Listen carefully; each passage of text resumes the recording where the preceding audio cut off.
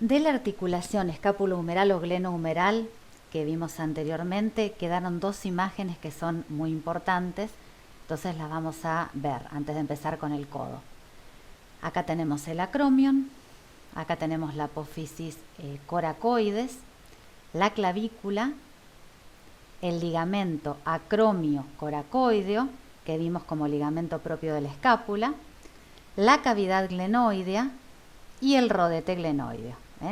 Rodete glenoideo que, recuerden, tiene la función de ampliar a la cavidad glenoidea para que pueda contener a la cabeza del húmero. El ligamento córaco-humeral, y acá esta imagen también es muy linda, podemos observar el ligamento córaco-humeral, que es uno de los ligamentos que refuerzan por fuera la cápsula articular de la articulación escápulo-humeral, y los ligamentos glenohumerales, que refuerzan a la cápsula por delante, glenohumeral superior, glenohumeral medio y glenohumeral inferior. Ahora sí, llegamos a la articulación del codo. Seguimos el mismo orden, primero el nombre, articulación del codo. Tipo de articulación. Acá tenemos que observar que en realidad anatómicamente vamos a tener que hablar de varias articulaciones. ¿Por qué? Porque tenemos al húmero, la extremidad inferior del húmero, que ustedes muy bien conocen, con el cóndilo y con la tróclea, que se van a articular con el radio y con el cúbito. Entonces, anatómicamente yo voy a hablar de la articulación húmero-cubital y la húmero-radial. La húmero-cubital, yo voy a ver que es una articulación que pertenece al tipo de las articulaciones trocleares o trocleartrosis, por la forma de las superficies articulares. Acá vemos la tróclea humeral y el cúbito se adapta a esa tróclea con una doble cavidad glenoidea con cresta media, ninguna duda. Pero la articulación húmero-radial, para algunos autores, es una enartrosis porque consideran que las superficies articulares son segmentos de esfera, uno convexo y uno cóncavo, y este autor es Testut, pero hay otro autor que se llama Niveiro, que dice que son las superficies articulares tienen formas de segmentos de elipse o de ovoide. Entonces, este sería el segmento de elipse convexo y este el cóncavo. Entonces, Niveiro nos dice que la articulación húmero-radial es una condilia. Entonces, anatómicamente, la articulación del codo tenemos que dividirla, repito, en húmero cubital y decimos que es una trocleartrosis, y húmero radial y decimos que según Testut es una enartrosis, porque considera las superficies articulares con forma de segmentos de esfera. Y hay otro autor, Niveiro, que considera que la forma de las superficies articulares son segmentos de elipse, por eso la llama condilia. Bien, ahí están las superficies articulares que, como ya venimos diciendo, por parte del húmero, el cóndilo, y por parte del húmero, el cóndilo y la tróclea, por parte del cúbito, la cavidad sigmoidea mayor, y por parte del radio, la cara superior de la cabeza del radio, que se llama cavidad glenoidea o cúpula radial. Esas son las superficies articulares. Repito para que quede claro. Por parte del húmero, el cóndilo y la tróclea. Por parte del cúbito, la cavidad sigmoidea mayor. Y por parte del radio, la cúpula radial. Los movimientos van a ser movimientos de flexión y de extensión, porque la articulación húmero-radial, ya sea que la consideremos enartrosis como Testut o condilia como Niveiro, se adapta perfectamente a los movimientos de la húmero cubital. Así que los movimientos del codo son movimientos de flexión y de extensión. Acá vamos a observar la cápsula articular, que está reforzada por ligamentos. Ligamento anterior, ligamento lateral interno, ligamento lateral externo. Recuerden que el ligamento lateral interno se inserta en la epitróclea o epicóndilo medial y el ligamento lateral externo se inserta en el epicóndilo del húmero, que ustedes ya vieron cuando vieron húmero. Y también tiene un ligamento posterior. Lateral interno, lateral externo. Y llegamos a la articulación radiocubital superior. La articulación radiocubital superior, ese es el nombre de la articulación, pertenece al tipo de las articulaciones trocoides. Las superficies articulares van a ser, por parte del radio, una carilla cilindroidea que se encuentra en la cabeza del radio. La cabeza del radio, como ustedes ya vieron, es toda esta parte y tiene dos componentes.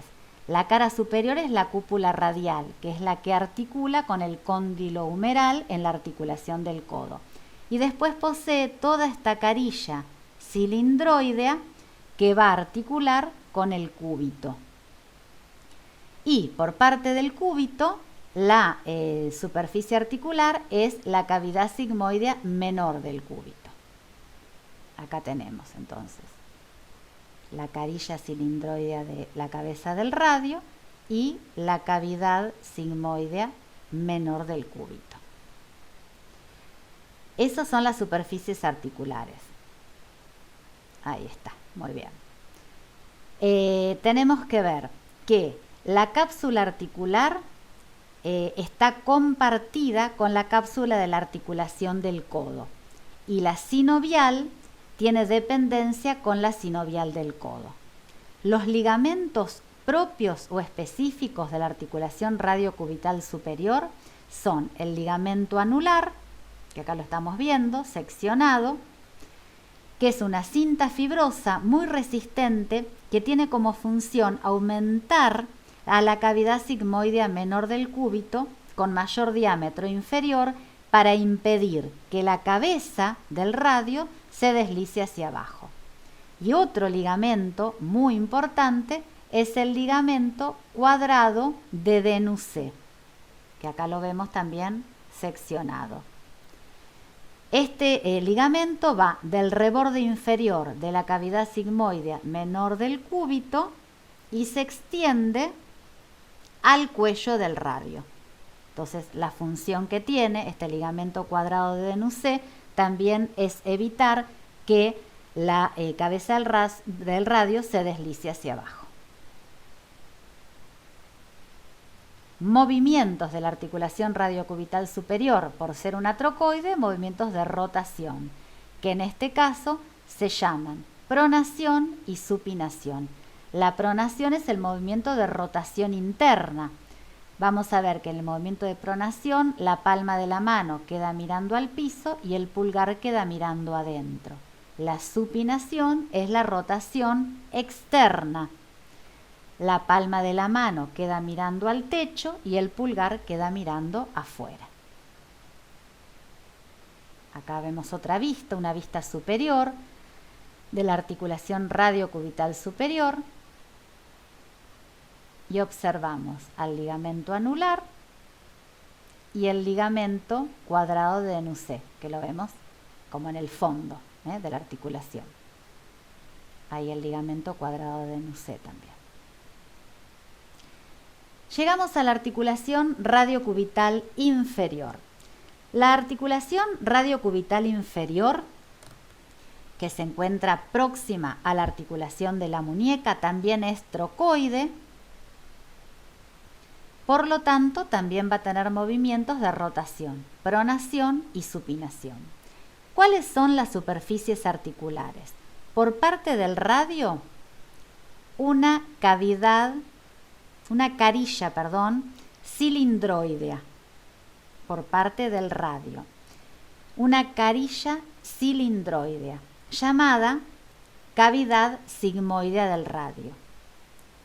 Y por parte del cúbito, su cabeza. Entonces repetimos, las superficies articulares son la cavidad sigmoidea del radio y la cabeza del cúbito. Bien, como toda articulación del tipo diartrosis, dentro de los medios de unión tienen una cápsula articular, por dentro una sinovial que se comunica con la sinovial de la muñeca por un orificio del ligamento triangular, que es un ligamento que tenemos a ese nivel de la articulación de la muñeca, y los ligamentos que refuerzan esta cápsula por fuera son el radio cubital anterior, el radio cubital posterior y el ligamento triangular que recién mencionamos, que está situado horizontalmente entre los dos huesos. La base se encuentra en el reborde inferior de la cavidad sigmoidea del radio, mientras que el vértice se encuentra en una ranura que está entre la cabeza del cúbito y la apófisis estiloides. Ahí está. Este es el ligamento triangular. Otra cosa que tenemos que tener en cuenta, que los huesos del antebrazo, radio y cúbito, están unidos entre sí por estas dos articulaciones que acabamos de mencionar, radio cubital superior, radio cubital inferior. Pero además, los cuerpos de los huesos van a estar unidos entre sí por este ligamento interóseo o membrana interósea. Bueno, ahí aparece el ligamento radiocubital anterior y el posterior. Y ahí la membrana interósea. ¿Qué tenemos que saber de esta membrana interósea? Que se va a insertar en el borde lateral del cúbito y en el borde medial del radio, que hacia abajo llega hasta la articulación radiocubital inferior y hacia arriba 2 o 3 centímetros más abajo de la tuberosidad bicipital del radio, que acá se encuentra. Tiene una cara anterior y una cara posterior. Así que el antebrazo o los huesos del antebrazo están unidos por las articulaciones radiocubital superior, radiocubital inferior y los cuerpos por la membrana interósea. Movimientos de la radiocubital inferior, pronación y supinación. Y llegamos a la articulación de la muñeca. La articulación de la muñeca se llama articulación radiocarpiana. ¿Por qué? Porque en esta articulación se van a poner en